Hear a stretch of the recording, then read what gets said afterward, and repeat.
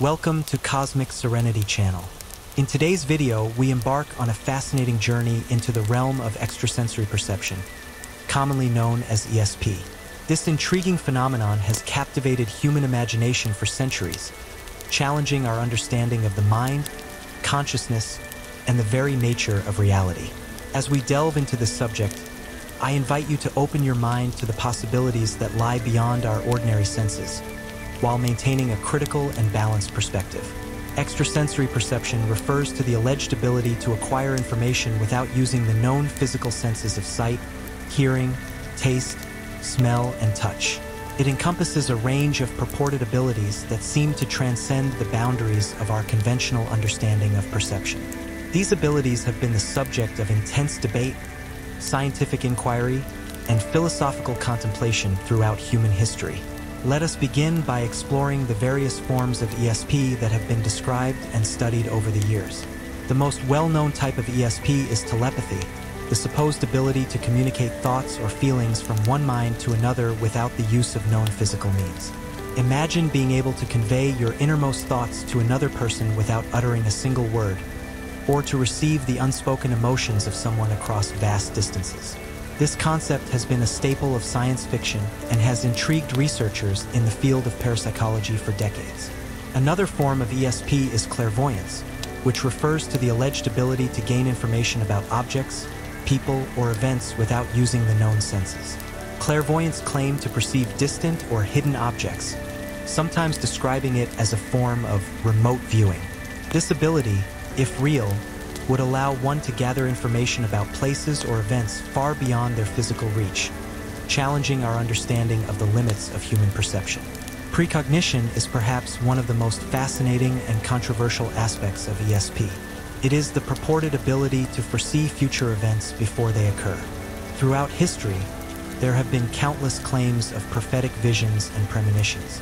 The idea that one could glimpse the future raises profound questions about the nature of time, free will, and causality. If precognition were possible, how would it affect our understanding of destiny and choice?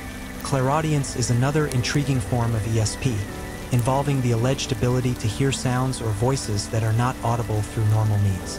Those who claim to possess this ability often describe hearing messages or information from sources beyond the physical realm. This concept challenges our understanding of auditory perception and the nature of sound itself. Lastly, we have clairsentience, often described as a form of intuitive feeling or gut instinct about people, places, or situations. Many people report experiencing moments of inexplicable knowing or sensing emotions and energies that are not conveyed through conventional means. This form of ESP is perhaps the most relatable for many, as it aligns with common experiences of intuition and empathy. As we consider these various forms of ESP, it's important to approach the subject with both an open mind and a critical eye. While countless anecdotal reports and personal experiences support the existence of these abilities, the scientific community remains divided on their validity. This tension between personal conviction and empirical evidence lies at the heart of the ongoing debate surrounding ESP. From a philosophical perspective, the concept of ESP raises profound questions about the nature of consciousness, reality, and human potential. Some philosophers argue that our current understanding of the mind is incomplete without acknowledging the possibility of extrasensory abilities. They suggest that consciousness may extend beyond the confines of our physical brains, potentially explaining phenomena like telepathy and clairvoyance. The philosopher Rupert Sheldrake proposed the concept of the extended mind, suggesting that our minds are not confined to our brains, but can reach out into the environment. This idea challenges the traditional materialist view of consciousness and opens up new avenues for understanding ESP. If our minds can indeed extend beyond our physical bodies, could this account for experiences of telepathy or remote viewing? However, skeptical philosophers point out the problem of verification when it comes to ESP claims. How can we reliably verify experiences that are inherently subjective and not easily measurable? This challenge speaks to broader questions about the nature of knowledge and evidence. What constitutes proof when dealing with phenomena that seem to defy our current scientific understanding? The concept of ESP also intersects with various religious and spiritual traditions. In many belief systems, there are accounts of individuals possessing extraordinary perceptual abilities, often framed as divine gifts or spiritual powers. For instance, in the Judeo-Christian tradition, we find references to prophetic visions and the discernment of spirits, which bear similarities to modern descriptions of precognition and clairvoyance. In the Bible, certain individuals are described as having spiritual gifts that resemble ESP. The Apostle Paul, in his first letter to the Corinthians, mentions gifts such as prophecy and the discernment of spirits. These abilities, while framed within a religious context, share commonalities with the concept of extrasensory perception. They suggest a capacity to perceive or understand beyond ordinary sensory means. However, it's crucial to note the distinction that religious traditions often make between divine revelation and ESP. While divine revelation is typically seen as a gift bestowed by a higher power for specific purposes, ESP is often viewed as a natural, albeit extraordinary, human capacity. This distinction raises interesting questions about the source and nature of extraordinary perceptual experiences. Interestingly, many religious texts also contain warnings against seeking knowledge through supernatural means. For example, the Book of Deuteronomy in the Old Testament condemns practices such as divination and consulting with spirits. This presents a theological tension between accepting certain forms of spiritual insight while rejecting others deemed occult or forbidden. From a scientific perspective, the study of ESP falls under the domain of parapsychology, a field dedicated to investigating paranormal phenomena. Researchers in this field have conducted numerous experiments attempting to provide empirical evidence for the existence of ESP. These studies often employ rigorous methodologies and statistical analyses to test for effects that cannot be explained by chance alone. One of the most famous experimental paradigms in parapsychology is the Ganzfeld experiment. This procedure involves placing a participant in a state of mild sensory deprivation to enhance their receptivity to potential ESP signals. Another participant then attempts to transmit information telepathically. Some studies using this method have reported statistically significant results, suggesting a possible ESP effect. However, these findings remain controversial, with critics pointing out issues of replication and potential methodological flaws. Another area of scientific inquiry relevant to ESP is neuroscience. Some researchers have explored whether certain brain states or neural activities might correlate with reported ESP experiences. For instance, studies have examined whether individuals who claim to have ESP abilities show unusual patterns of brain activity during tasks designed to test their purported skills. However, it's important to note that the mainstream scientific community remains largely skeptical of ESP claims. The primary reason for this skepticism is the lack of consistently reproducible evidence under controlled conditions. Science relies on replicability and falsifiability, and ESP phenomena have proven challenging to study within this framework.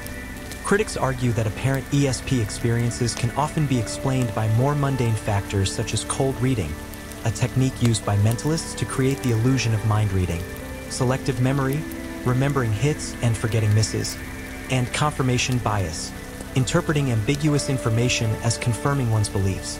These psychological factors can create compelling illusions of extrasensory abilities without invoking paranormal explanations. Despite the skepticism, research into ESP continues. Some scientists argue that even if ESP as traditionally conceived doesn't exist, studying these claims can provide valuable insights into human psychology, perception, and the nature of consciousness. They suggest that what we call ESP might be better understood as heightened sensitivity to subtle sensory cues or advanced intuitive processing rather than a truly extrasensory ability. As we navigate the complex landscape of ESP research and theory, it's fascinating to consider the implications if such abilities were conclusively proven to exist. How would it change our understanding of human potential? What ethical considerations would arise if people could reliably read minds or see the future? These questions invite us to ponder the boundaries of human perception and the nature of reality itself. One intriguing thought experiment related to ESP is the concept of the clairvoyance paradox. Imagine a clairvoyant who predicts a future event with perfect accuracy. However, upon hearing this prediction, someone takes action to prevent the event from occurring. Does this negate the original prediction? Or does it suggest a more dynamic and interactive relationship between perception, prediction, and reality? This paradox challenges our linear understanding of time and causality, inviting us to consider more complex models of how past, present, and future might interrelate. Another fascinating aspect to consider is the role of consciousness in ESP phenomena. Some theories propose that consciousness itself might be fundamental to the universe, rather than an emergent property of brain activity. If this were the case, could ESP be understood as a direct interaction between individual consciousness and a broader field of awareness? This perspective aligns with certain philosophical and spiritual traditions that view reality as fundamentally mental or conscious in nature. As we delve deeper into the subject of ESP, it's important to acknowledge the powerful role that personal experience plays in shaping beliefs about these phenomena. Many individuals report having had experiences that they interpret as ESP, such as knowing who is calling before answering the phone, or having a dream that seems to predict a future event. While these experiences can be deeply compelling on a personal level, they present challenges when it comes to scientific verification. The gap between subjective experience and objective evidence is a central tension in the study of ESP. How do we reconcile deeply felt personal convictions with the need for empirical proof? This question touches on broader issues of epistemology, how we know what we know, and the limits of scientific inquiry when it comes to studying subjective experiences. Some researchers have attempted to bridge this gap by developing more sophisticated experimental protocols that take into account the subjective nature of ESP experiences. For example, some studies have incorporated elements of quantum physics, exploring whether quantum entanglement might play a role in phenomena like telepathy. While these approaches remain speculative, they represent attempts to find new paradigms for understanding and testing ESP claims. It's also worth considering the cultural and historical context of ESP beliefs. Throughout human history, various cultures have described abilities that resemble ESP, often within spiritual or mystical frameworks. From the Oracle of Delphi in ancient Greece to shamanic traditions in indigenous cultures, the idea that certain individuals can perceive beyond ordinary senses has been a recurring theme. In the modern era, interest in ESP saw a significant surge during the spiritualist movement of the late 19th and early 20th centuries. This period saw a proliferation of mediums claiming to communicate with the dead, often demonstrating abilities that appeared to be telepathic or clairvoyant. While many of these claims were later debunked as fraudulent, they sparked a broader cultural fascination with psychic phenomena that continues to this day. The Cold War era brought another dimension to ESP research, with both the United States and the Soviet Union investing in programs to explore potential military applications of psychic abilities. Projects like the US government's Stargate program investigated the possibility of using remote viewing for intelligence gathering. While these programs were eventually discontinued due to lack of consistent results, they demonstrate the serious consideration given to ESP at even the highest levels of government and military operations. In popular culture, ESP has been a fertile ground for storytelling and speculation. Countless books, movies, and TV shows have explored the dramatic potential of psychic abilities. While these fictional portrayals often exaggerate or simplify ESP for narrative effect, they reflect and shape public perceptions of these phenomena. The prevalence of ESP in popular media raises interesting questions about why these concepts continue to captivate our imagination, even in an age of rapid scientific and technological advancement.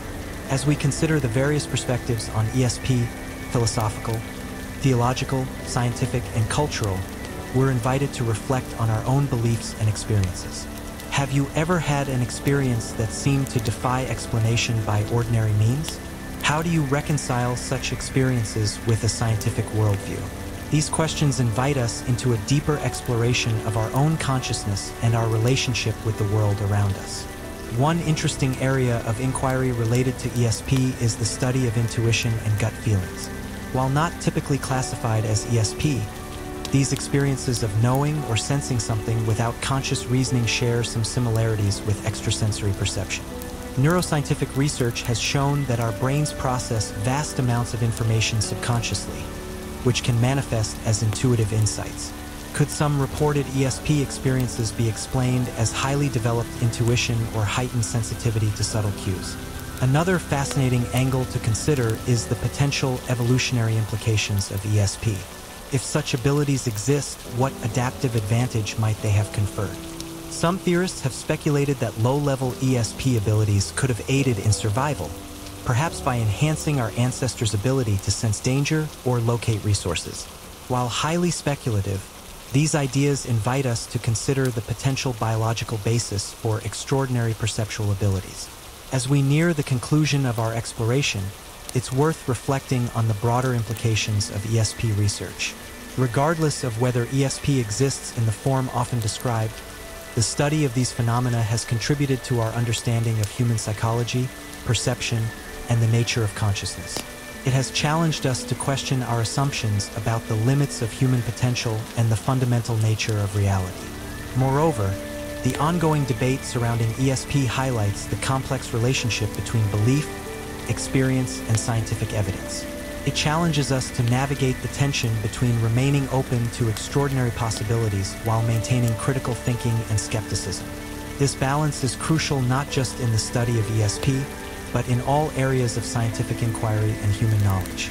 In conclusion, extrasensory perception remains a fascinating and controversial subject, lying at the intersection of science, philosophy, spirituality, and human experience. While definitive proof of ESP remains elusive, the questions it raises continue to push the boundaries of our understanding of mind, consciousness, and reality.